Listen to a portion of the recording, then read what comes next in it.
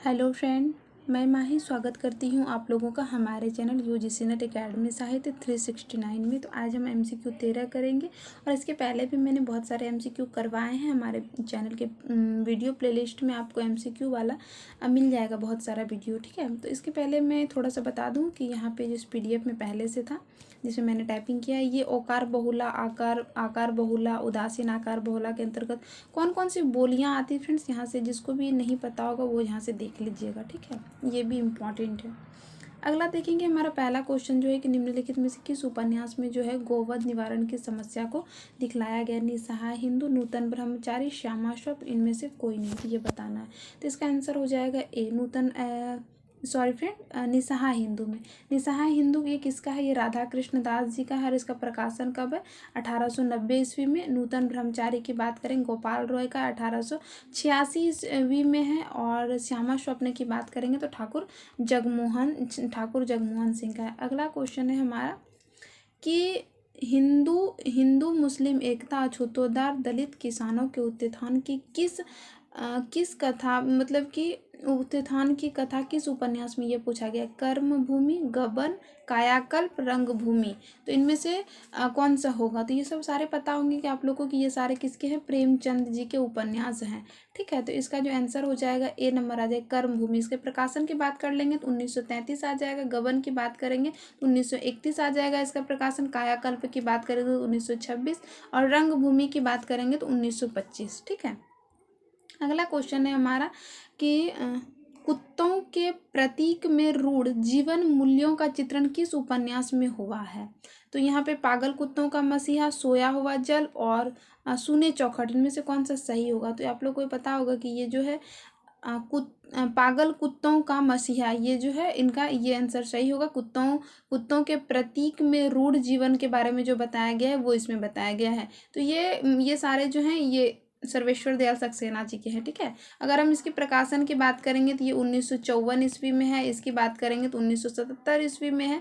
और सूनी चौखट की बात करेंगे तो 1981 ईस्वी में है।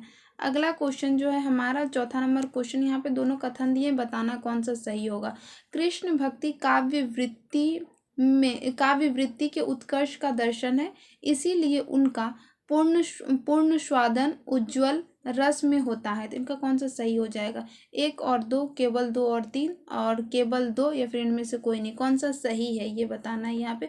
और ये मैंने जो ये वाला क्वेश्चंस लिया है फ्रेंड्स, ये शायद 20 में पूछे गए थे ये क्वेश्चन। तो इसका जो आंसर हो जाएगा यहाँ पे 1 और 2 दोनों कथन सही है। यहाँ पे सही ही यहाँ पे पूछा भी गया था। सही, नहीं सही, असत्य, सत्य, इसमें थोड़ा सा ध्यान दीजिएगा फ्रेंड्स।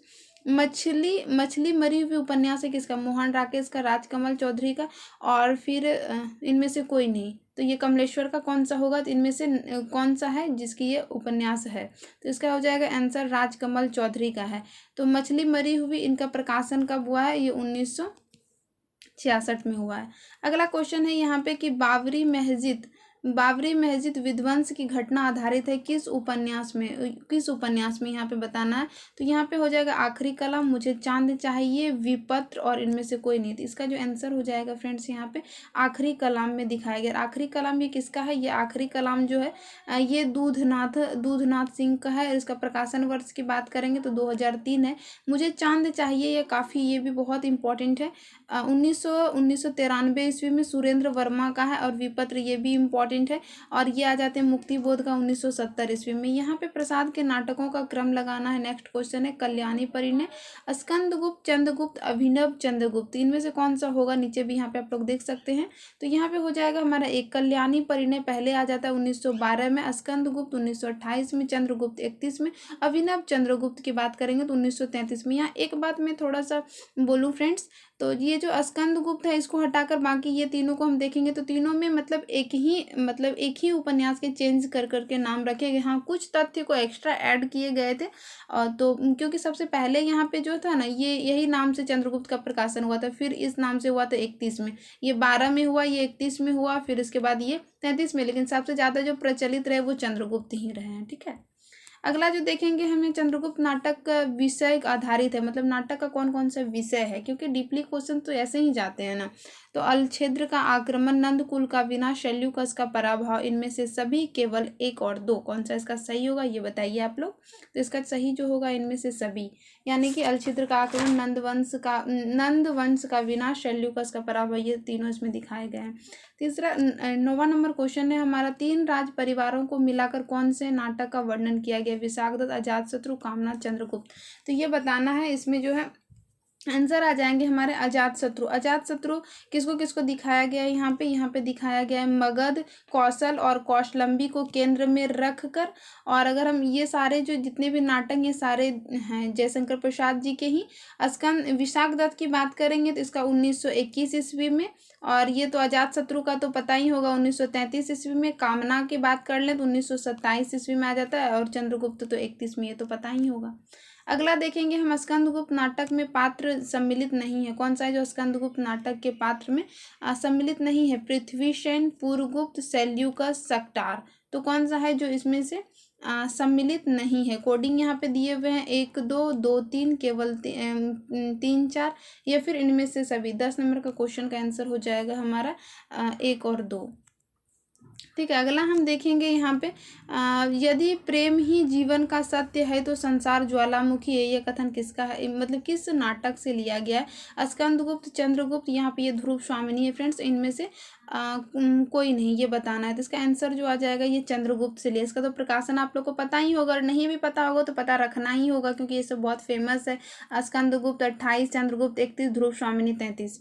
और यहाँ पे बात करेंगे 12 नंबर, निम्नलिखित में से 1928 में प्रकाशित होने वाला नाटक कौन कौन सा बताना है। यहाँ पे कवरला, विक्रमादित्य, स्कंदगुप्त, इनमें से सभी कोड दिया है, केवल 1 2, केवल 1 2 3, केवल 3 4, केवल 4। तो ये बताना है फ्रेंड्स। मैंने ये इस टाइप के सोचेगा क्वेश्चन, इस टाइप के भी बनते हैं, हाँ बिल्कुल बनते हैं, क्योंकि मैंने 19 में क्वेश्चन देखा है कि नहीं 19 में नहीं 20 में, श्योर है हम इस बात को लेकर, कि वहाँ पे देखा गया है कि 1936 में प्रकाशित रचनाओं के बारे में, रचना कौन कौन सी है, तो उनमें से कोडिंग में दिए गए थे और उनमें से 2 सही थे। ठीक है, उन्हीं को देख के मैंने ये क्वेश्चंस बनाया है। इसका कौन सा सही होगा, इसका आ जाएगा 1 और 3। 1 और 3 कहाँ पे है, 1 और 3 यहाँ पे है, यानी कि कवरला ये तो प्रेमचंद जी का है, उनका आ जाएगा। और स्कंदगुप्त ये तो पता है प्रसाद जी का है, तो ये भी 28 में, ये भी 28 में। अगर हम विक्रमादित्य की बात करेंगे तो विक्रमादित्य जो है 1929 ईस्वी में है, उदय शंकर भट्ट जी का। ठीक है, नेक्स्ट हम देखेंगे 13 नंबर क्वेश्चन है कि कौन सा असत्य है, यहाँ पे ये बताना है कौन सा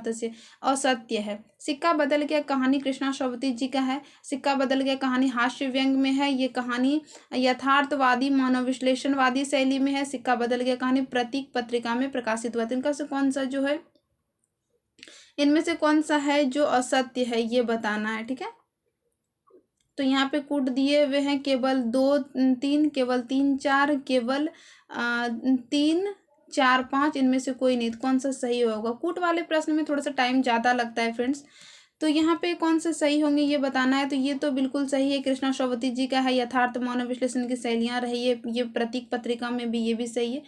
तो इनमें से कौन सा सही नहीं होगा, 2 के साथ कोई है नहीं फ्रेंड्स, शायद यहाँ पे टाइपिंग मिस्टेक है, यहाँ पे ये वाला होगा आंसर हमारा, केवल 2। ठीक है, अगला हम यहाँ पे देखेंगे नागा अर्जुन की कविता है कौन सी, कालिदास, परिवर्तन, रश्मि रथी, और यहाँ पे खुरदरे पैर। केवल 3, केवल 1 4, केवल 2 3, केवल 3 4, केवल मतलब इनमें से सभी कौन सा है यहाँ पे बताना है। तो यहाँ पे आ जाएंगे जो कालिदास और खुरदरे पैर जो है ये बिल्कुल नागा अर्जुन जी के हैं, और ये सतरंगे पंखों वाली इसमें दोनों संकलित हैं। सतरंगे पंखों वाली कविता संग्रह में हम बोल सकते हैं। और सतरंगी पंखों वाले का कविता संग्रह की अगर हम बात करें तो इसका प्रकाशन वर्ष कब है, सतरंगी पंखों वाले का 59 है शायद।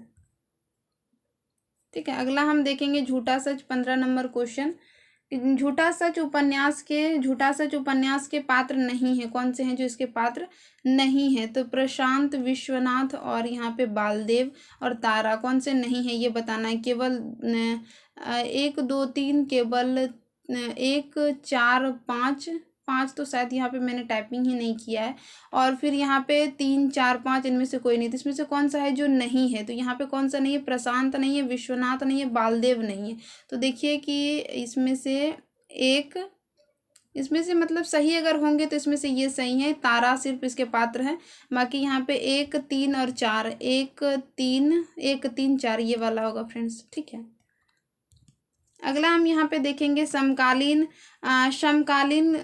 कविता को साठोत्तरी कविता कहा है किसने? तो डॉक्टर नागेंद्र राम स्वरूप चतुर्वेदी, बच्चन सिंह और फिर यहाँ पे डॉक्टर विशंबरनाथ उपाध्याय ने। तो कौन सा इसमें से कहा है ये बताना है। तो केवल एक, केवल 1 2, केवल 3 4 इनमें से कोई नहीं, ये बताना ये किसने कहा है कि समकालीन कविता को ही साठोत्तरी। तो ये आ जाएंगे हमारे 3 और 4, यानी कि ख नंबर 3 और 4 बच्चन सिंह और विशंभरनाथ उपाध्याय ने जो है कहा है किसको? समकालीन कविता को साठोत्तरी कविता, ठीक है। आगे हम यहाँ पे देखेंगे 17 नंबर क्वेश्चन जो आ जाते हैं हमारे। 17 नंबर क्वेश्चन है कि प्रयोगवाद पर किसका प्रभाव है? प्रतीकात्मक रूप से गांधीवाद का, फ्रायड के मानव विश्लेषण का, टी.एस. इलियट्स की नैतिकता का, फ्रांस के प्रतीकवाद आंदोलन का। तो 1 2 3 2 3 इनमें से सभी, इनमें से कोई नहीं। तो किसका है? तो इसका आ जाएगा इनमें से सभी। प्रयोगवाद पे जो है फ्रेंड्स इन सभी का प्रभाव नजर आता है हमको। 18 नंबर क्वेश्चन देखेंगे हम। रीतिकाल की सनक इनमें इतनी अधिक थी कि इनमें यमुना लहरी नामक देवस्तुति में भी नवरस और षड ऋतु सुनाई पड़ती है। शुक्ल जी ने ये कथन किसके लिए कहा? ग्वाला के लिए, मतीराम के लिए और यहाँ भूषण के लिए। फिर इनमें से कोई नहीं, तो इसका जो हो जाएगा यहाँ पे ये ग्वाला के लिए कहा, ठीक है।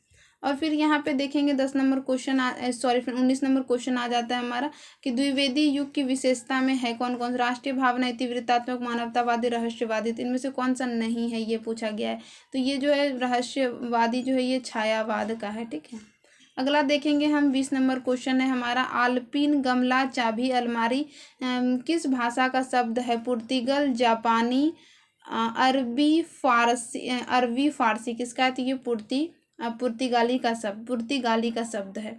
अगला देखेंगे हम 21 नंबर क्वेश्चन जो है हमारा है कि तीसरी कसम कहानी में गाड़ीवान ने कौन सी कस्में नहीं खाई थी? चोरी का सामान, कन्या की डोली, बांस, नौटंकी, कंपनी की महिला। ये ऐसे टाइप के क्वेश्चन बनते हैं फ्रेंड्स। बाकी पढ़ने में थोड़ा सा अजीब लगता है कि ऐसे भी क्वेश्चन हो सकते हैं, बिल्कुल होते हैं। केवल 3 4, केवल 1 4 इनमें से कोई नहीं। तो इसका आंसर जो हो जाएगा 2, यानी कि ऑप्शन नंबर 1 केवल 2। यहाँ पे देखते हैं केवल 2 में क्या आ जाते हैं। कन्या की डोली की बात नहीं की थी, बाकी चोरी का सामान, बांस ढोना और ये इसमें की थी, ठीक है। तो मैंने यहाँ पे कुछ नए पैटर्न के हिसाब से क्वेश्चंस को यहाँ पे करवाने का कोशिश किया है। आई होप ये वीडियो आप लोग के एग्जाम के लिए यूजफुल रहेंगे। फ्रेंड्स इसमें मेरी टाइपिंग थोड़ी त्रुटि है, उसके लिए मैं बता देना चाहती हूँ। उसके लिए सबसे पहले मैं सॉरी बोलती हूँ, क्योंकि मेरी हिंदी टाइपिंग इतनी अच्छी है नहीं और मेरे पास इंग्लिश की वर्ड है, बोल सकते हैं उस पर मैं अभी सीख रही हूँ और इतनी अच्छी टाइपिंग हुई नहीं, जिसकी वजह से मुझे थोड़ा सा प्रॉब्लम हो रहा है करने में। लेकिन आई होप मैं 10-15 दिन में इम्प्रूव कर लूँगी करके, तो उसके लिए सॉरी बोलेंगे। और आई होप ये वीडियो आप लोग के एग्जाम के लिए यूजफुल रहेंगे। यूजीसी नेट, टीजीटी, पीजीटी किसी भी हिंदी एग्जाम्स की अगर आप तैयारी करते हैं तो आप मेरे साथ बिल्कुल जुड़ सकते हैं। मैं कोशिश करूँगी, मतलब ये मेरी बहुत ही छोटी सी प्रयास है, मैं कोशिश करूँगी बेहतर इम्प्रूव करने का, ठीक है। तो वीडियो के साथ बने रहने के लिए बहुत बहुत धन्यवाद।